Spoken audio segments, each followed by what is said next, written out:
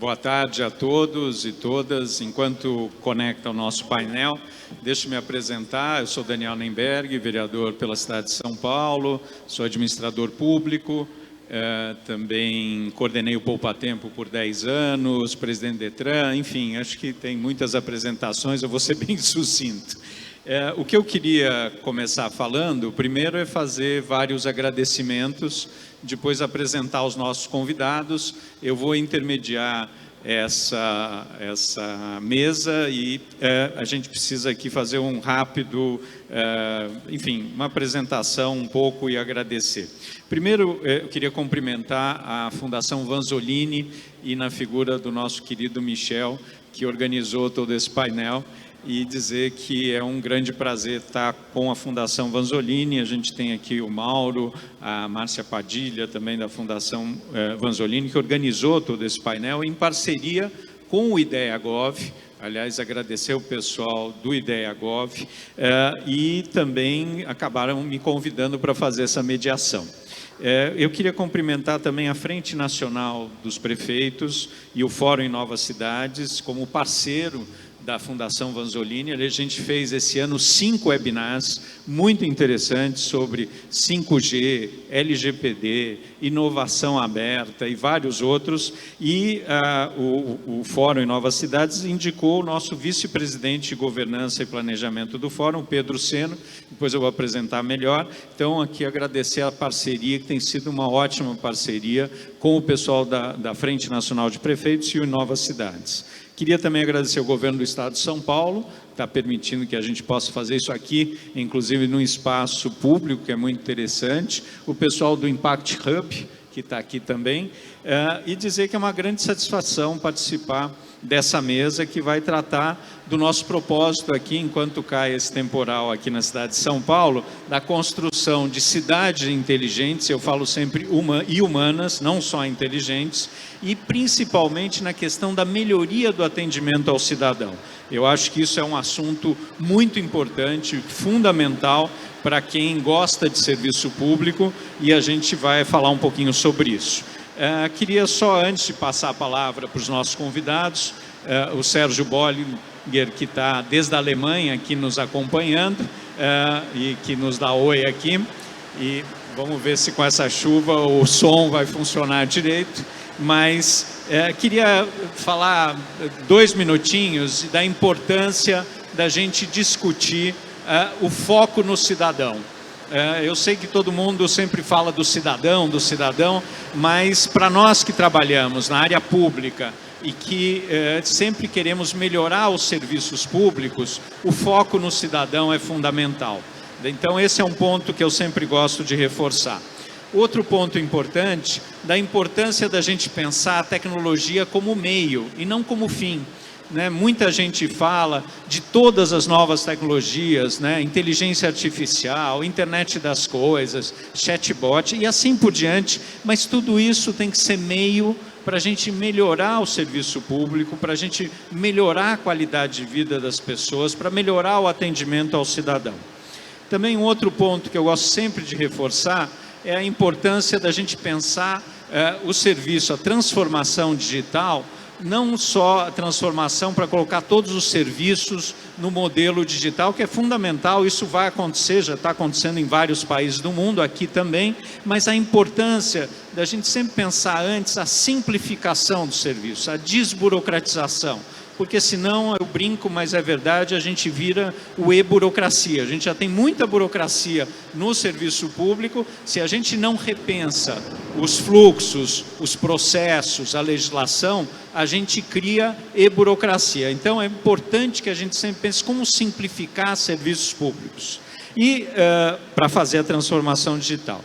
E só para finalizar, a importância da gente pensar, eu tenho visto aí muita gente falando, o Brasil já é um dos 10 países com mais serviços digitais, a transformação digital andou bastante, andou por um lado, por outro, a questão da inclusão digital, se a gente não tratar desta questão, serão serviços digitais para alguns, não para todos, e a gente não quer isso, tá certo? Então a importância da gente pensar como a gente fazer a inclusão digital nos próximos anos.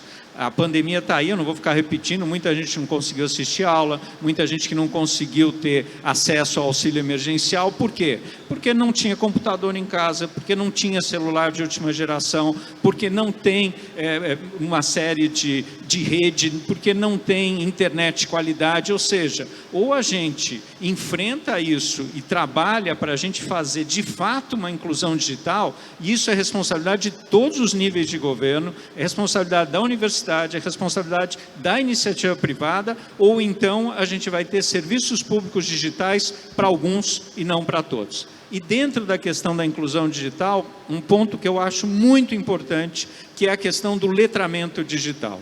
A importância da gente auxiliar, principalmente a população mais vulnerável, os mais idosos, para que eles possam ter uma alfabetização digital, que tenham um aculturamento digital, porque senão também não adianta a gente colocar toda a infraestrutura, a gente fazer a inclusão digital e as pessoas não saberem usar. Então, só para começar, eu coloco esses pontos. Eu acabei me estendendo um pouco mais do que eu deveria, mas eu queria deixar esses pontos que são importantíssimos para a nossa discussão. E, em função disso, eu já queria passar a palavra para a nossa primeira convidada, a Maria Alexandra. Eu não vou ler todo o teu currículo, tá? Porque ele é gigante e, além de tudo, é uma grande amiga.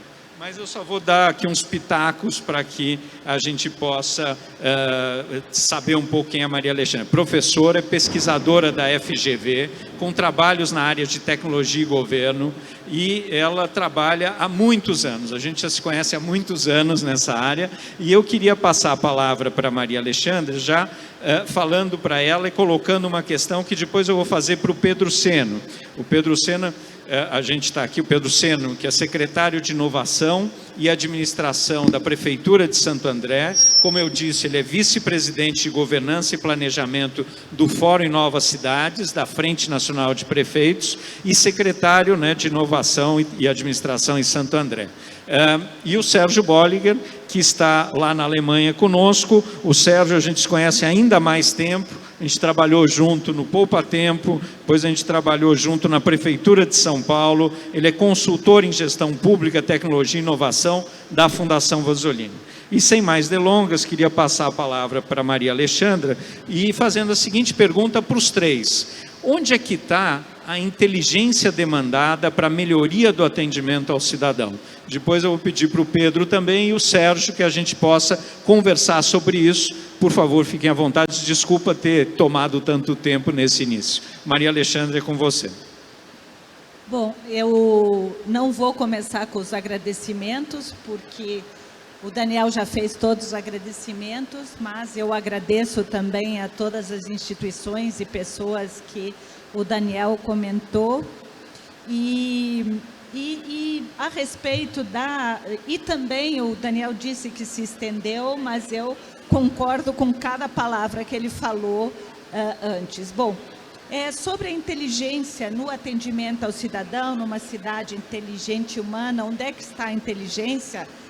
Eu gostaria de fazer uma provocação e dizer que a inteligência está no híbrido, né? Nós vivemos num país desigual, que está tentando ser digital, mas os níveis de desigualdade do Brasil são muito grandes. E, recentemente, em Portugal, foi lançada a pesquisa das Nações Unidas para governo digital. É uma pesquisa que sai, sei lá há quantos anos, acho que está na 15ª edição e é bienal, sei lá, há muitos anos.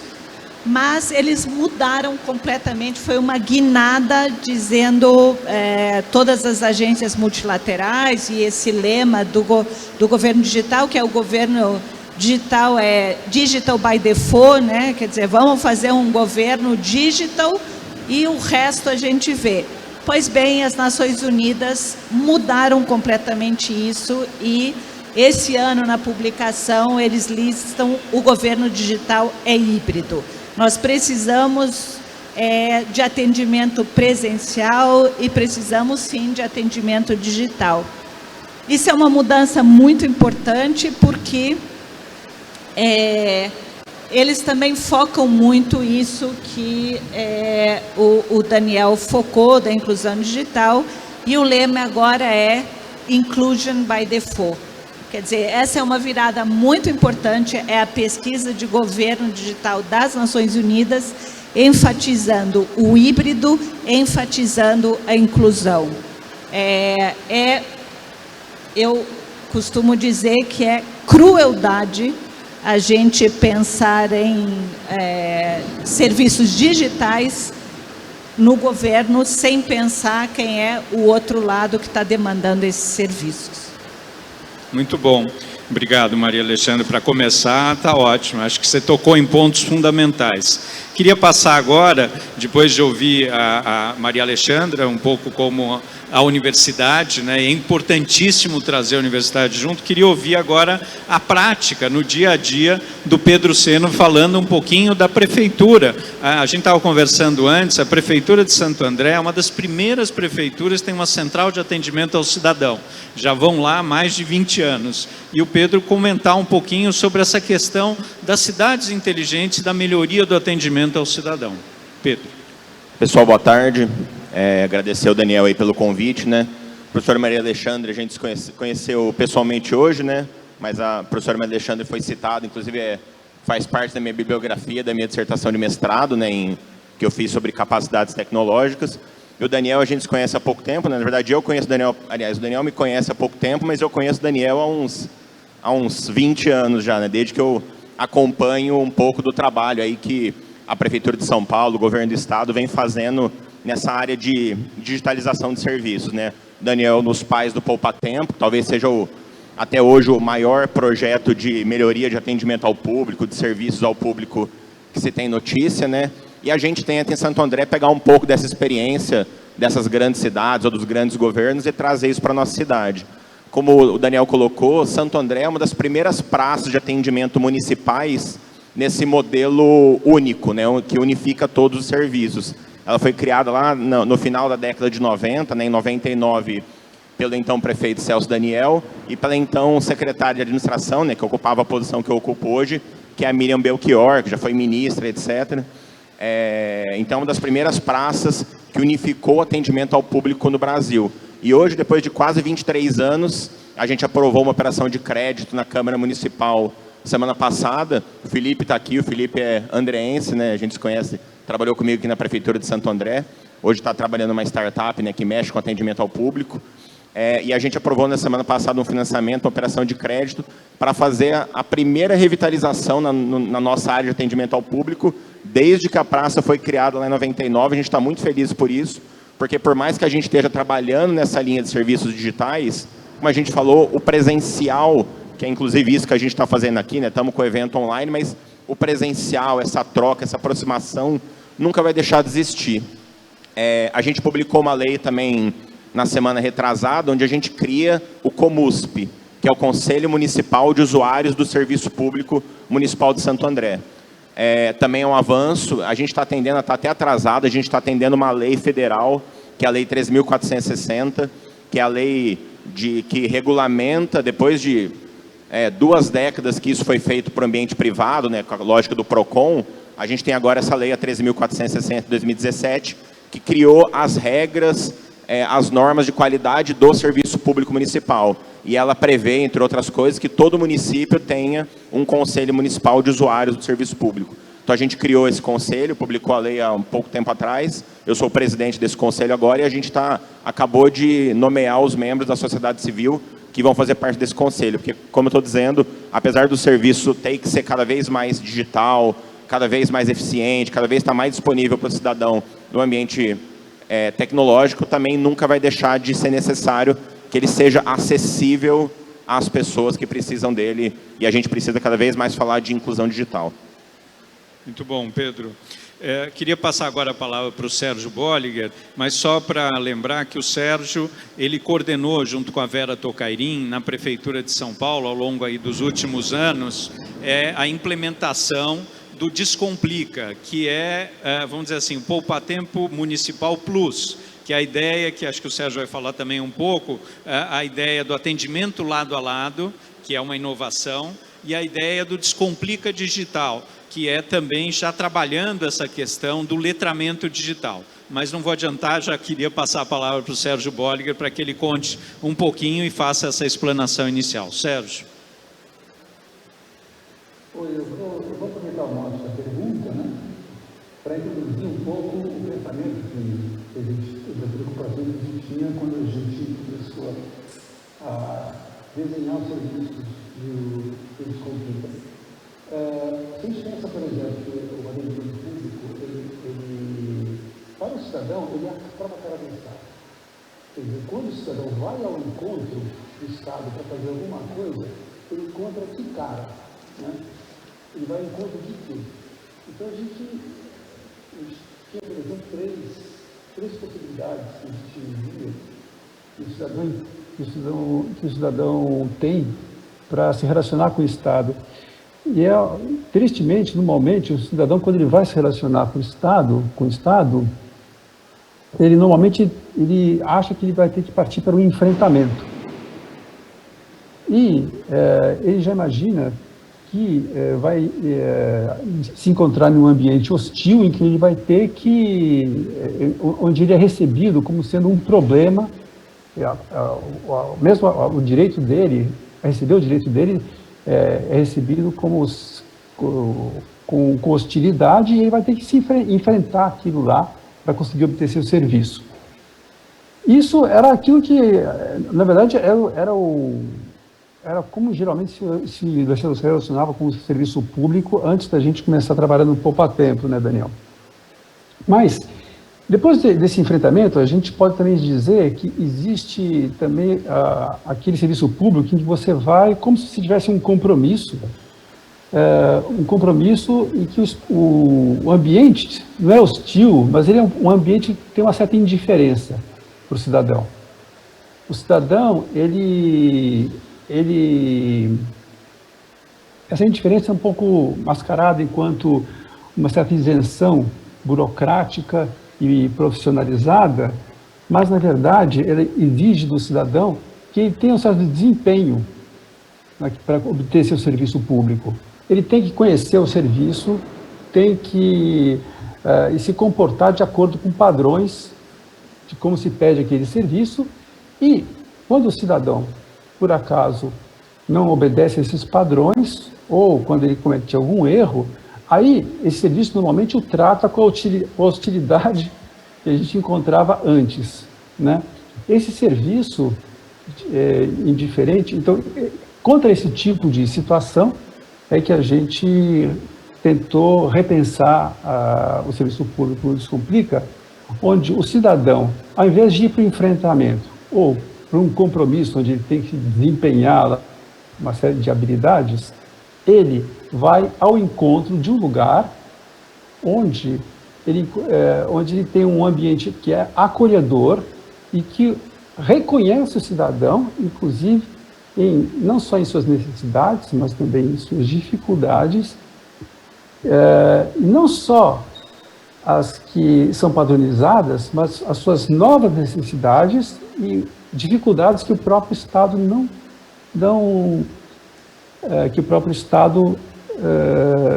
antes não conhecia do cidadão.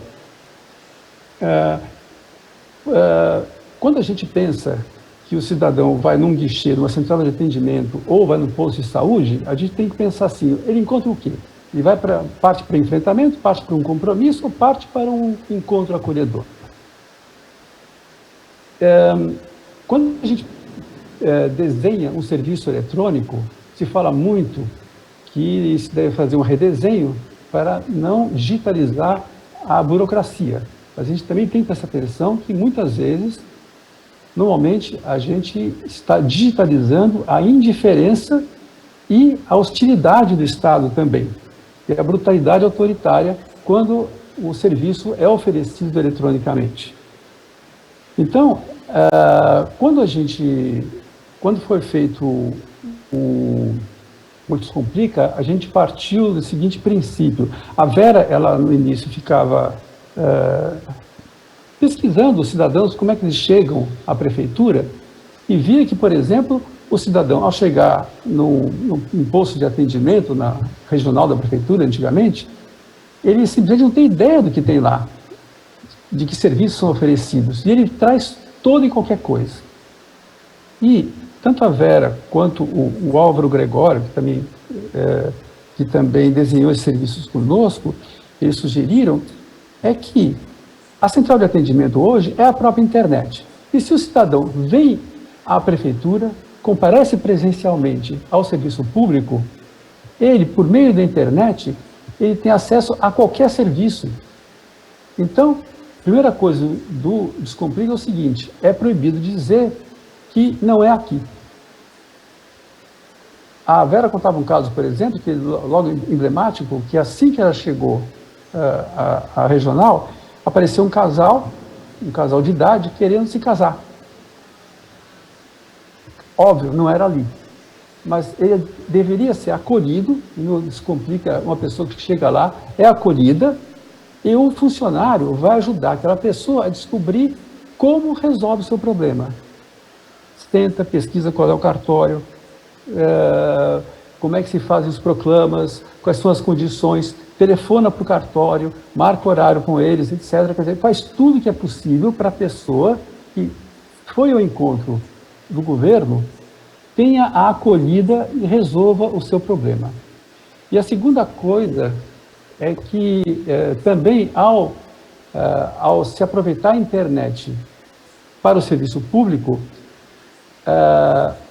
a pessoa, por exemplo, esse casal era um casal já de idade.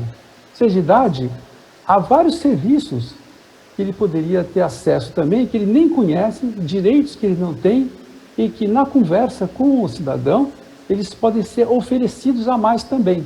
Então, não só se precisa de um serviço que responda a uma necessidade imediata dele, mas também se aproveita que o cidadão foi até o serviço público e, em vez, na verdade, de querer poupar o tempo dele ou coisa assim, a gente aproveita o tempo dele e oferece outros serviços, inclusive, para ele. Então, cada vez que a pessoa vai ou Descomplica, ela não só deve ser atendida no que ela foi buscar lá, como também deve ser oferecido para ela, verificado junto com ela, quais seriam outros serviços e quais outros direitos ela poderia já ter acesso naquela visita lá, via eletrônica ou presencialmente. Isso dá o caráter de inteligência do serviço que a gente acha que seria necessário, que é conseguir olhar o cidadão na singularidade dele, cada pessoa nos seus problemas singulares, e olhar a pessoa como ter um olhar integral sobre a pessoa, sobre o conjunto de necessidades dela e que o Estado possa auxiliá-lo de forma acolhedora. Bom, isso acho que uma primeira resposta.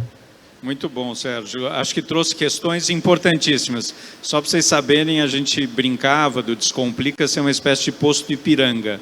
Vai ali no Descomplica, que nem o posto Ipiranga, e tem tudo lá. Mas o Sérgio traz questões importantes para a gente depois pensar. Primeiro, a questão da capacitação dos servidores tem que ser diferente, né? Tem que mudar o tipo de servidor que tem num espaço desse. Não é mais aquele setorial, ele tem que ser meio multitarefas, ele tem que pensar o todo. Segundo, eu acho que dá para fazer até um estudo antropológico. Eu que fiz antropologia aqui na USP, eu acho do atendimento ao cidadão. Como é que acontece esse atendimento? Qual a relação do cidadão com o governo, né? E eu acho também que tem uma questão aí que o Sérgio coloca muito interessante da singularidade. Cada cidadão é um cidadão. Apesar da gente fazer um padrão de atendimento, aos poucos a gente começa a perceber a importância de pensar esse cidadão como um cidadão único no meio de tantos outros. Mas, enfim, são questões para a gente pensar. Queria fazer agora algumas perguntas específicas, começando aqui pela minha amiga Maria Alexandre, e falar o seguinte, perguntar, qual a relação entre o desenvolvimento de políticas para a melhoria do atendimento ao cidadão e o uso dos dados? E se tem algum risco de também se ampliar a desigualdade por conta da desigualdade dos dados, Maria Alexandre? Obrigada pela pergunta, Daniel. Eu acho que 2022 é impossível a gente falar de políticas públicas sem dados, porque daí a gente fica à mercê daquilo que o gestor público ou o tomador de decisão acha que é o problema, né? Ainda que o gestor público possa ter diferentes formas de formular aquela política pública para resolver aquele problema, o diagnóstico do problema tem que ser baseado em dados. Mas, voltando à questão da desigualdade, que tem na pergunta do Daniel, a gente também tem desigualdade nos dados. Essa história que a gente tem dados sobre tudo é mais ou menos. Nós temos dados sobre tudo, sobre nós, classe média. Mas o carrinho do Google, por exemplo, não vai na zona sul de São Paulo, não vai em Paraisópolis. Então, nós não temos dados sobre tudo, nós temos dados sobre uma parte da população. E se a gente toma decisão pública baseada em dados desiguais, a gente está produzindo desigualdade em dados. E uma outra coisa que é importante, que eu gostaria de endereçar, que tem a ver com a questão da literacia digital, que o Daniel falou, está chovendo, caindo o céu. O que significa 70 milímetros de chuva em 2 horas? Ou 50 milímetros de chuva em um dia? Ou 100 milímetros de chuva em 10 horas? Né? Nessa questão de desigualdade de dados, também há muita desigualdade na compreensão dos dados.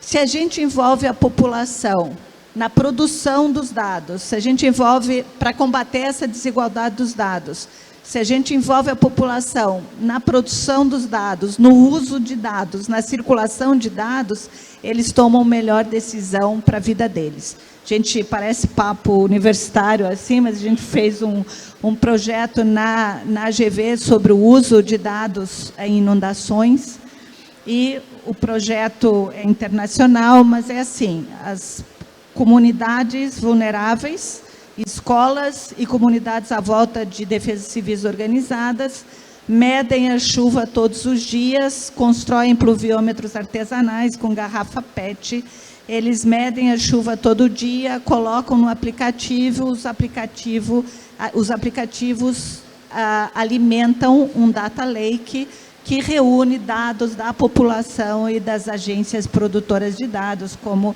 a Agência Nacional de Águas, o CEMADEM e etc. E eles podem colocar fotos, podem colocar alertas.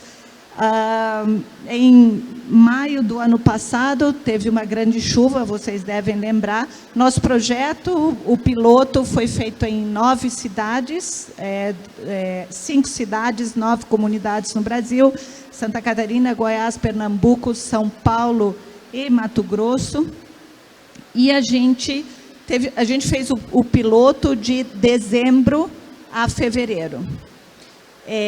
Aliás, de outubro a fevereiro.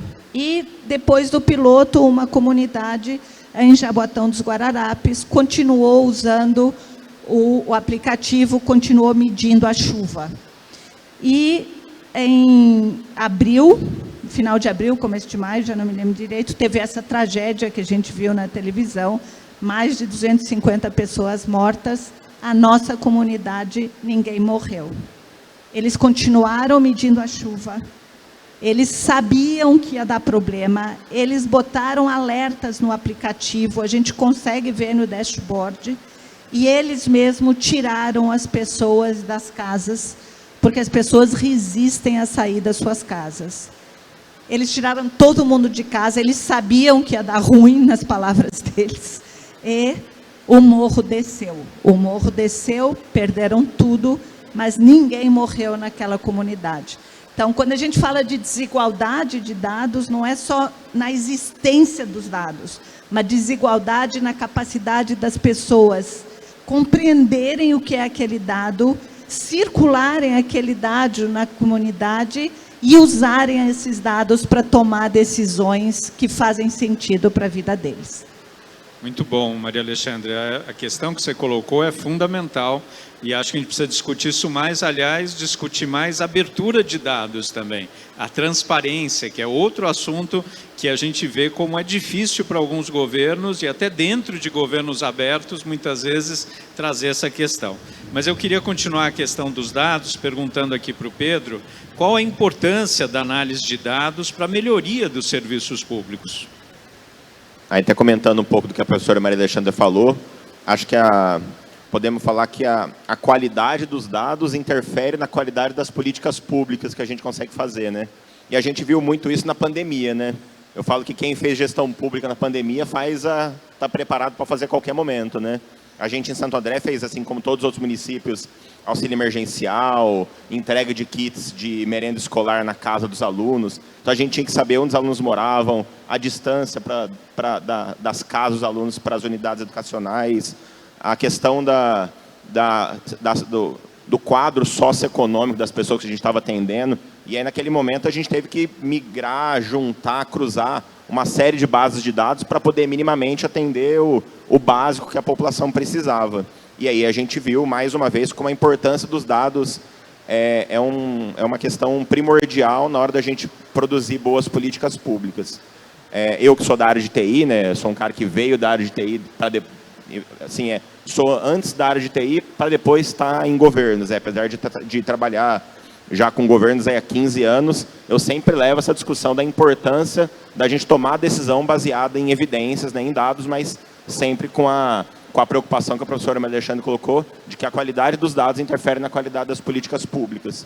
E como foi colocado aqui também no começo da discussão, que o Daniel colocou, essa importância de tratar a tecnologia como um meio para se atender os anseios e as necessidades da população. Porque tecnologia é meio, tecnologia por tecnologia é bugiganga. Tecnologia como instrumento é, sim, uma grande força motor para a gente efetivamente fazer o que os governos têm que fazer, que é melhorar a vida das pessoas que efetivamente precisam dos serviços públicos.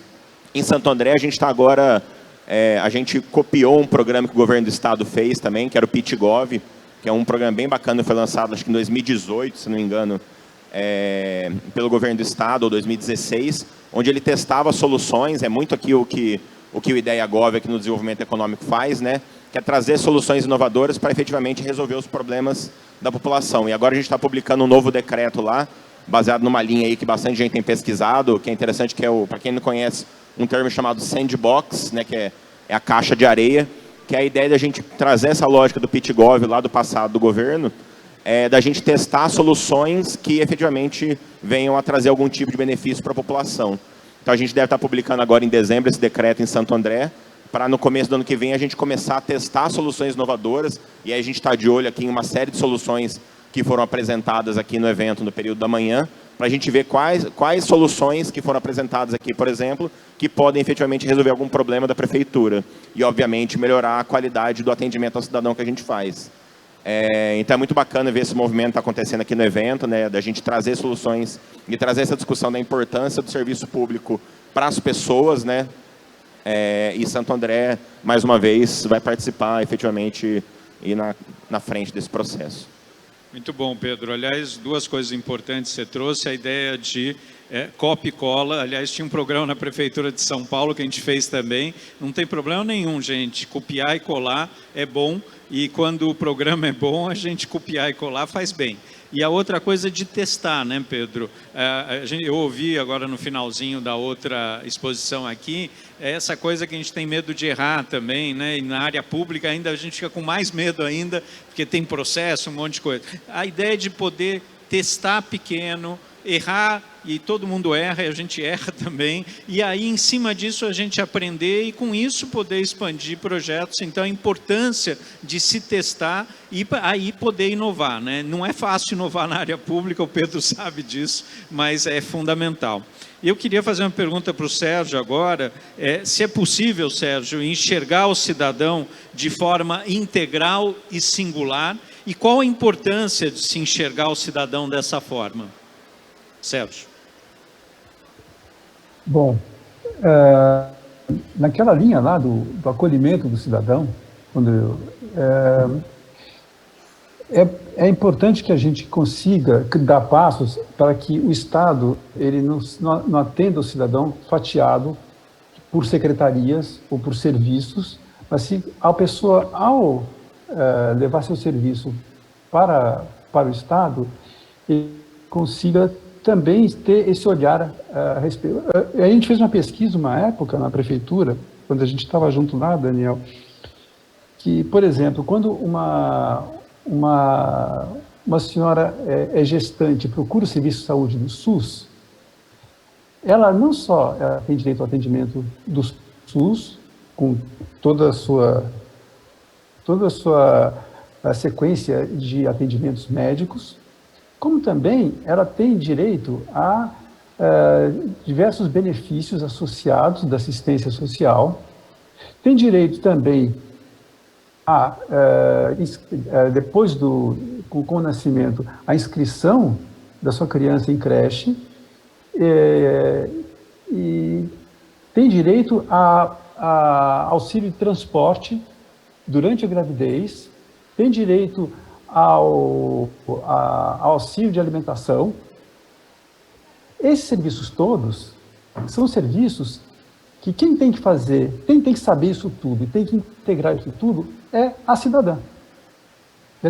Como que o governo e o serviço público não integra esses serviços todos, esses direitos todos para a cidadã e espera que ela consiga descobrir um por um e depois ter acesso a cada um deles, alguns remotamente, via seu celular, outros têm que ir na escola, outros têm que fazer isso, outros têm que fazer aquilo. Portanto, quando, por exemplo, essa integração, o governo ele pode ajudar de diversas maneiras. Uma primeira maneira, que ainda a gente não pode, que mesmo que a gente não conte com recursos tecnológicos suficientes para isso, é quando, por exemplo, a pessoa vai no Descomplica e, sendo uma gestante, o funcionário, ele, ao receber aquela pessoa, ele já está preparado para verificar com ela se ela está sendo atendida em todos os seus direitos. E pesquisar com ela, via internet ou como for, e orientá-la sobre como ela pode fazer aquilo. Esse é um primeiro, é o mínimo que se poderia ter no primeiro contato de um cidadão, que se encontra, de uma cidadã que se encontra nessa situação. Evidentemente, o que a gente também encontra dificuldades, mas é uma viabilidade, é uma coisa cuja viabilidade técnica não, ela de fato, ela requer algum investimento, mas não tem nada de impossível, é que a gente possa fazer a integração de bases de dados, saber que essa pessoa no SUS é a mesma pessoa que, por exemplo, tem o seu bilhete único, que é a mesma pessoa para transporte, que é a mesma pessoa que pode depois ir à escola cadastrar sua filha, que essas bases de dados, hoje elas são dispersas e o governo não sabe que é a mesma pessoa e não tem como oferecer o serviço. Um outro passo seria que os próprios sistemas deveriam transitar para haver interoperabilidade entre eles. Ao dar entrada no SUS para acompanhamento de uma gestante, imediatamente já deveria ser automaticamente oferecido a ela todos os direitos correlatos, todo o benefício da assistência social, o bilhete de transporte e também a própria inscrição na fila da creche. Quer dizer, isso deveria ser um único serviço integrado, e isso é caminhar. Quando a gente fala para encaminhar para uma cidade inteligente, é dizer que a inteligência ela está no cidadão, que ele tem que conhecer isso tudo, mas o Estado pode, um bom funcionário pode inteligentemente, desse cidadão oferecendo isso, mas essas coisas todas futuramente têm que estar incorporadas ao formato do serviço oferecido eletronicamente também. Então, isso só para a gente começar a ver a importância dessa integração dos serviços públicos. Muito bom, Sérgio. A ideia da integração das bases de dados, o Sérgio coordenou um projeto na Prefeitura de São Paulo que chamava Primeira Infância, porque a gente acha muitas vezes que a informação está só numa base de dados ou o responsável por isso é só uma área, no caso, por exemplo, Secretaria de Educação, e não, não pode ser só setorial, tem que ser transversal. E essa informação você tem em vários lugares, na saúde, na cultura, no transporte, e a importância dessa integração, que a gente ainda está longe disso, né? No serviço público, a gente tem uma enorme dificuldade de integrar a base de dados, que é a retaguarda desse atendimento que a gente faz na ponta, seja virtual, seja presencial.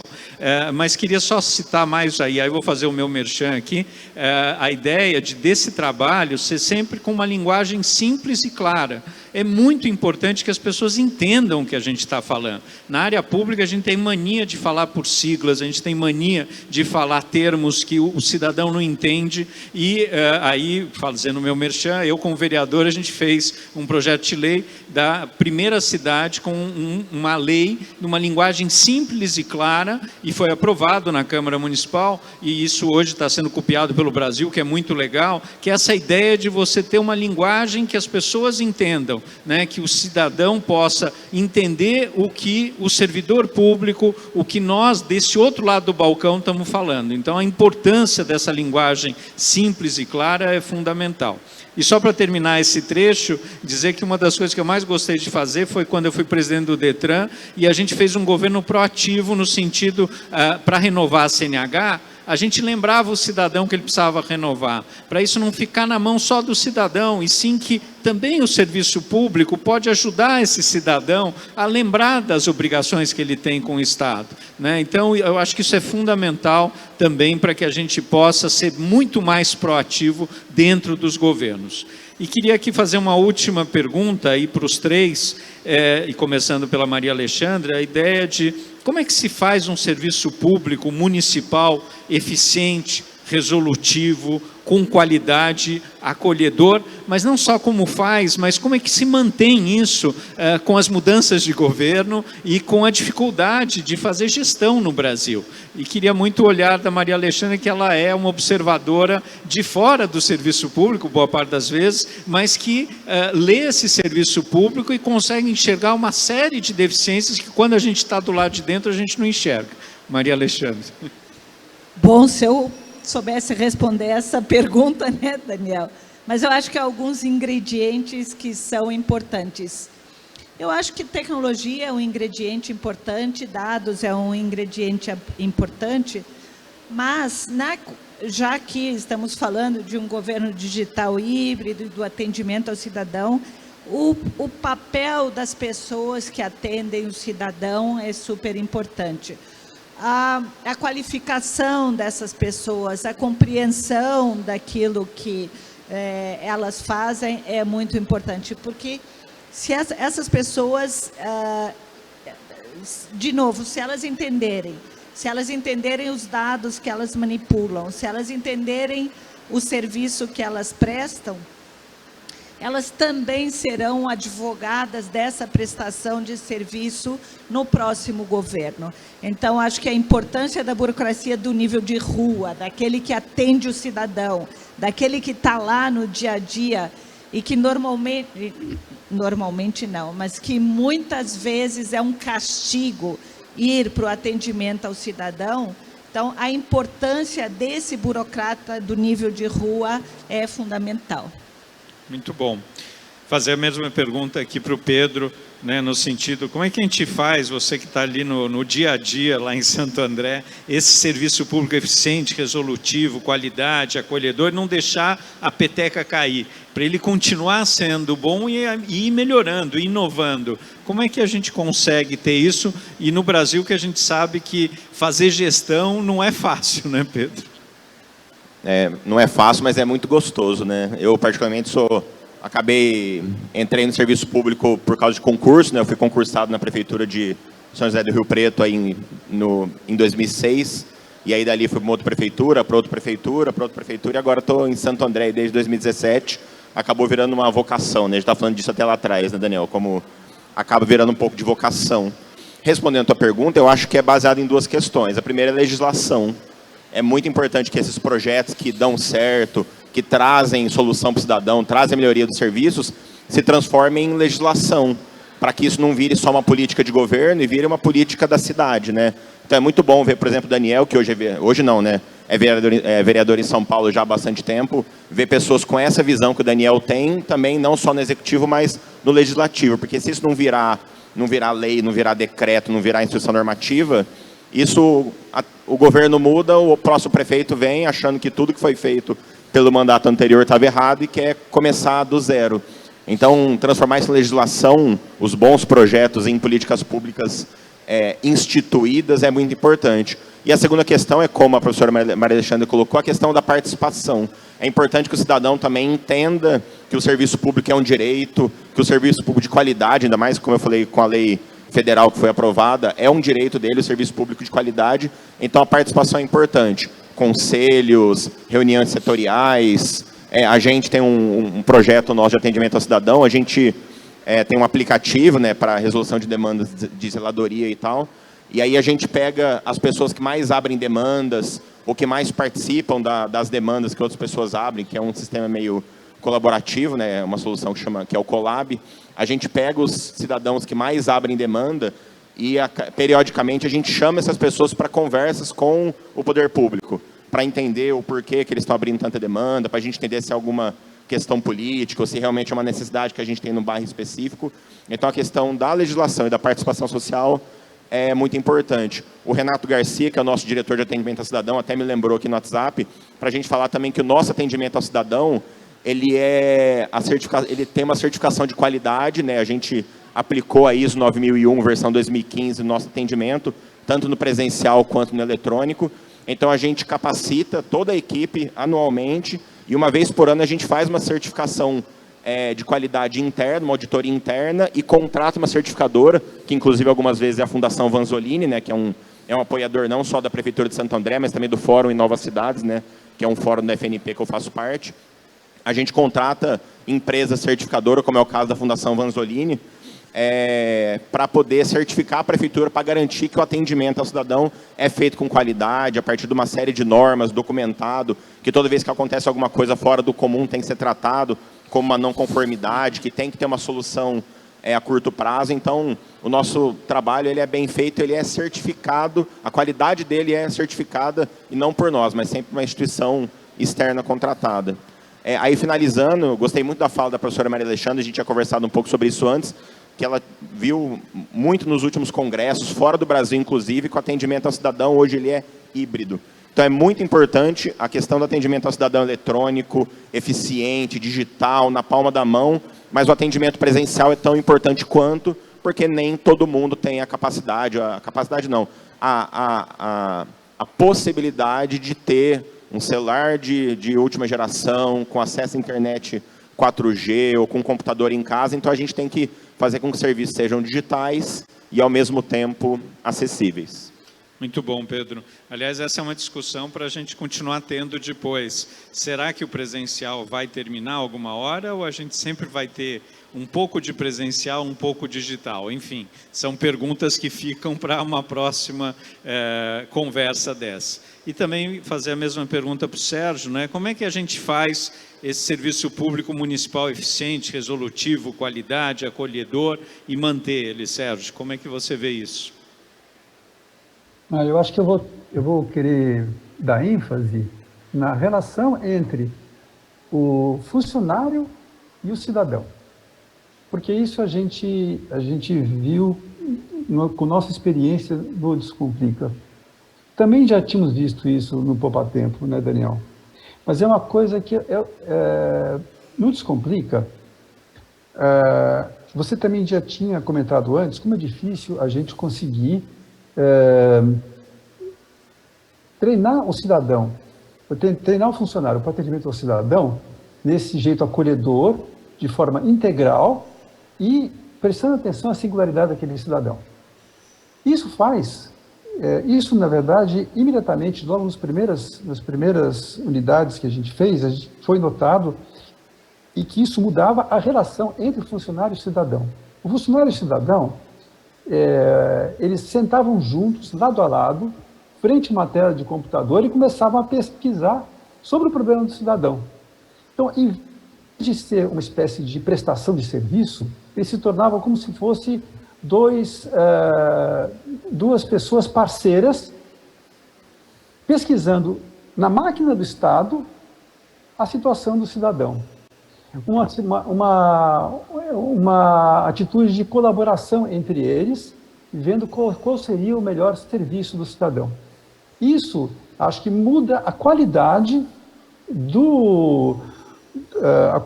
da relação entre os dois, de tal forma que o funcionário ele passa a ser o repositório dessa nova relação que o cidadão ele passa a ser o cara que consegue manter no Estado, apesar de governos, apesar do que for, uma relação com o cidadão inovada e totalmente diferente da relação anterior. Esse processo de inovação, ele foi depois ampliado no Descomplica na adoção em todos os serviços do atendimento no lado a lado, porque os próprios funcionários nos disseram que o próprio fato de você estar do lado do cidadão, ajudando ele a fazer o serviço, ou do lado do cidadão, com o celular do cidadão, tentando ajudá-lo a resolver o serviço, mudava completamente a forma de trabalhar e a forma de relação entre eles.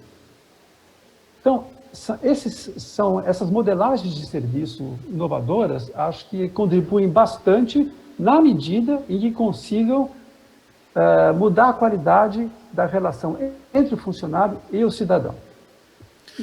Então, queria reforçar esse ponto na pergunta que você fez. Muito bom. Chegou uma pergunta aqui da Adriele Fonseca, que está pela internet. Ela pergunta aqui qual o nome da lei que trata da simplificação da linguagem no município. E eu já te passo, Adriele, a lei que criou a política municipal da linguagem simples é a Lei 17.316, de 2020, é só ir no site, no portal da Câmara Municipal, é a Política Municipal de Linguagem Simples, Lei 17.316 de 2020. E se quiser depois ter mais informações, entra também lá na nossa página da Câmara e a gente conversa. Infelizmente a gente está chegando meio ao nosso final, mas queria as considerações finais de cada um de vocês sobre o tema, que é um tema palpitante, que eu gosto muito, há 30 anos trabalhando nessa área, e que eu acho que ainda tem muito para ser discutido, mas o nosso tempo é reduzido. Então, passar para a Maria Alexandra fazer as suas considerações finais, depois o Pedro e depois o Sérgio. Como consideração final, eu sou estrangeira, eu queria contar um caso que aconteceu comigo. Eu não vou dizer qual é o órgão público para não expor aqui, mas eu precisei de um serviço relacionado a estrangeiros. Quando eu cheguei na frente do atendente, da pessoa que ia me receber, ele estava com um computador de altíssima qualidade, com uma câmera digital de altíssima qualidade. Ele era super gentil, super bem treinado, virou o computador para mim, conversou comigo, me atendeu super bem. Até eu chegar naquela mesa, foram 6 horas de maus tratos. Eu fiquei em 3 filas, eu fiquei na rua, eu tinha ido direto do aeroporto, eu tenho 60 anos, eu cheguei de mala. O atendimento era no 3º andar, eu não podia usar o elevador, porque não pode usar o elevador, o cidadão tem que subir pela escada. Eu precisei ir ao banheiro, porque 6 horas acontece, o banheiro estava sujo, não tinha papel higiênico, não tinha sabonete, em tempos de pandemia. A gente, como estrangeiro, é uma questão, a gente é não cidadão, Então, tinha pessoas com crianças, pessoas de idade, pessoas que não falavam a língua portuguesa. Nós fomos maltratados por todas as pessoas que lidaram com a gente naquelas 3 filas, até que, finalmente, eu cheguei no atendimento do sistema de atendimento ao cidadão, e lá eu fui super bem tratada. Então, eu acho que essa coisa do atendimento integral, de você passar por todas as fases do atendimento, e só não por aquela que está melhorando, que eu concordo que está melhorando, mas eu acho que a questão que o Sérgio trouxe do atendimento integral, da experiência única daquele cidadão, daquele problema único, e da maneira como o Estado se organiza para acolher aquele cidadão, isso é super importante. Obrigado. Belo depoimento, e infelizmente isso continua acontecendo em muitos lugares, né, Maria Alexandre? Bom, Pedro, suas considerações finais.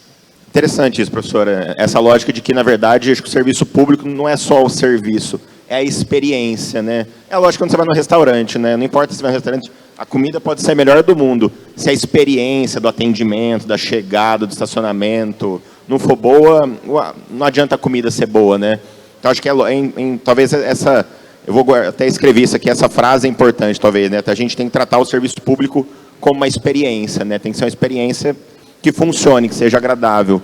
Parabenizar o evento aqui, muito bacana, né? Eu peguei aquele folder geral, né? Me inscrevi também como participante no site para pegar aquele folder geral com todas as startups que se apresentaram, que foram aceleradas, o resumo de cada uma, que cada uma faz para a gente estudar, para ver quais, de repente, podem ser aderentes, né? No caso, no meu cenário, que é da Prefeitura de Santo André.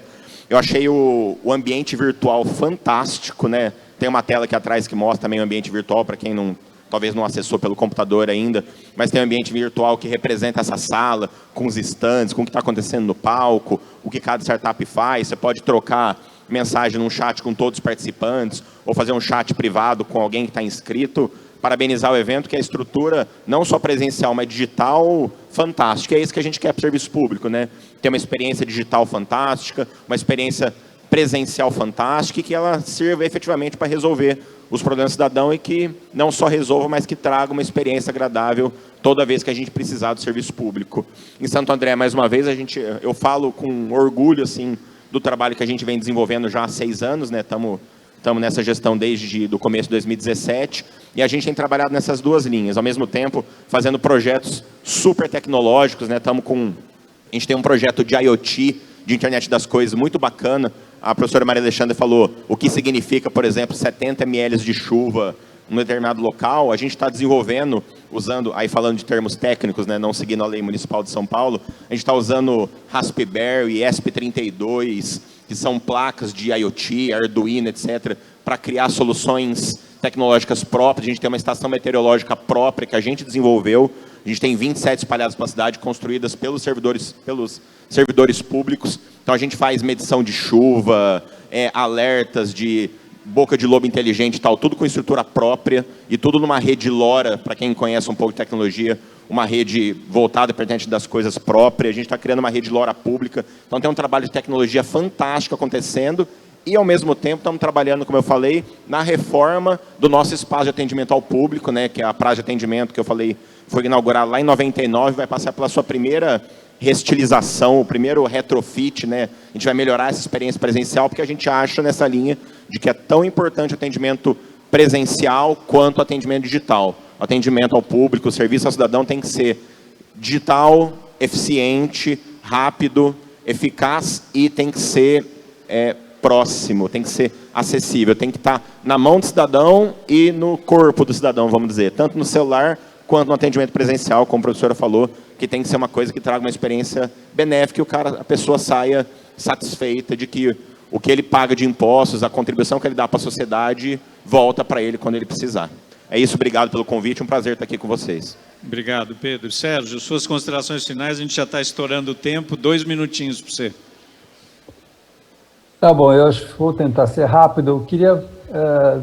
Eu queria dizer só que, lembrar, a partir do que foi colocado nessa mesa aqui, que, por exemplo, eu acho que quando se fala muito de transformação digital, um governo, né? Aproveitando o que a Alexandra falou, a gente precisa sempre lembrar que a transformação digital ela é híbrida. A transformação é híbrida e, aproveitando o que o Pedro falou também, ela é híbrida e voltada para a experiência do cidadão com o Estado.